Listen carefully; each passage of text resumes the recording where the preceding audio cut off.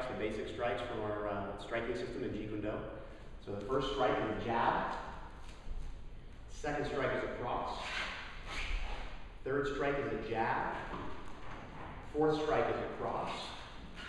Followed by 2 hooks to the head. So 5 and 6 are head hook, 1, 2, and then body hook, then back to the head hook,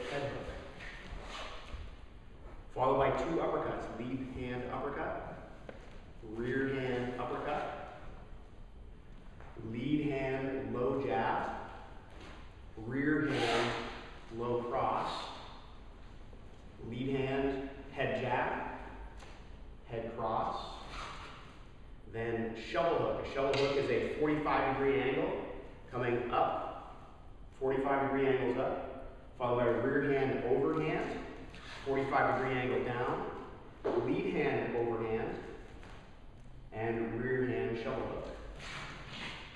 That concludes the punching aspect up to number 20. Okay, so I'm just going to have them run through the punches one more time, and we're just going to count them off. Okay, so jab, cross,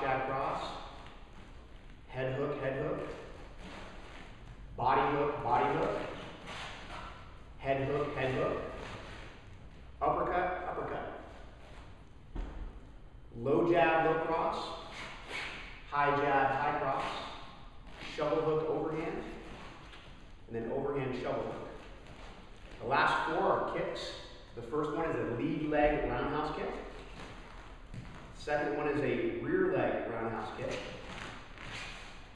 Third is a lead leg front kick. And fourth is a rear leg side kick. We're going to do one person's going to do the offenses, and the other person's going to do the defenses. Okay? Go ahead. So the jab, cross, head hook, body hook, head hook, uppercut,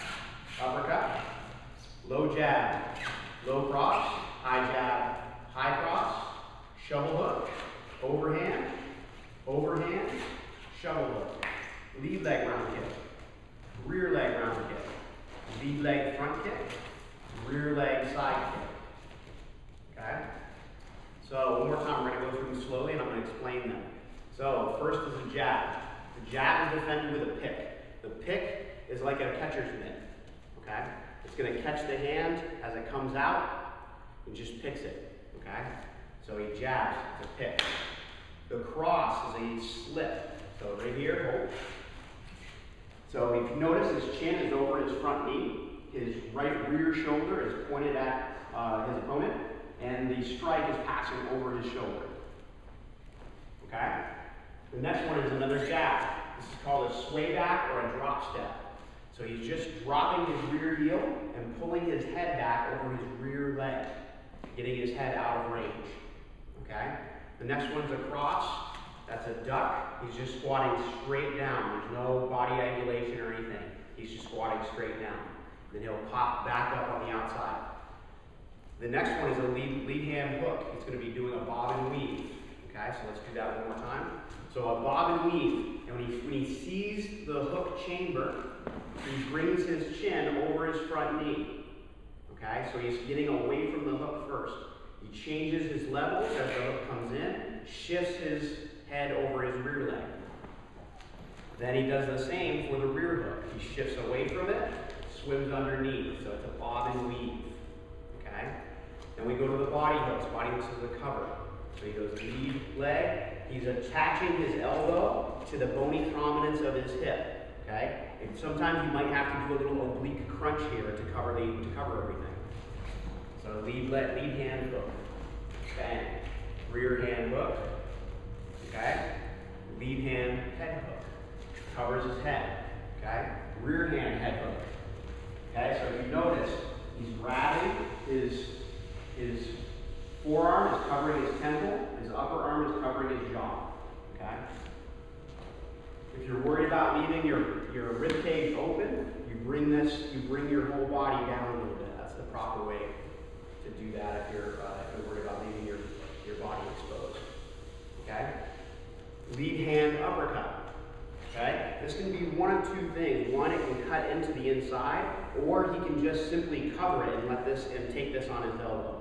Be careful if you're the one feeding this, because him taking it on his elbow can break your hand. Rear hand hook, same thing. He's cutting to the inside, or he's covering with his elbow. Low line jab cross. You can parry with your elbow here, or you can drop your hand and parry here. I prefer the elbow myself, but a lot of people, there's no problem with doing this. You're just leaving your head exposed if Brooks were to come back to the high line again, okay? Low line hook, or cross, blocks with his elbow, okay, or blocks with his hand, again. Okay, back to the high line, parrying on the high line, 1 and 2. It's important to remember, for the jab again, please. It's important to remember, don't over block this. Don't push it all the way out to here. You don't need to. You just need to pass through this gate right here. Okay? Then we go into the shovel hook. Okay? Shovel hook on the front line, same thing as recovering for the hook. Elbow to the tip of the bone, the iliac crest. Then the overhand is a shoulder roll. He's shifting his head back over his rear leg, pulling this back out of the way, and rolling his shoulder up to take the impact. Okay?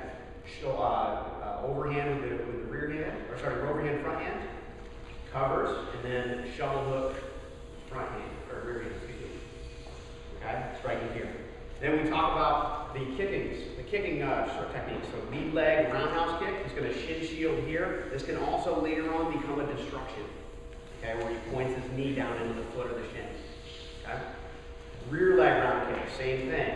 Shin shield, or he can do the destruction, pointing his knee down there. Okay? The front kick, Daniel's going to sweep it to the outside.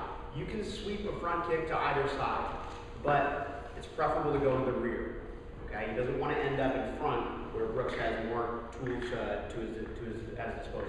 So you lead leg front kick, swims to the outside. In order to keep the flow going, Brooks will do a side kick by spinning here and hitting there. And Daniel's going to, for training, he can use his forearm to just block this down.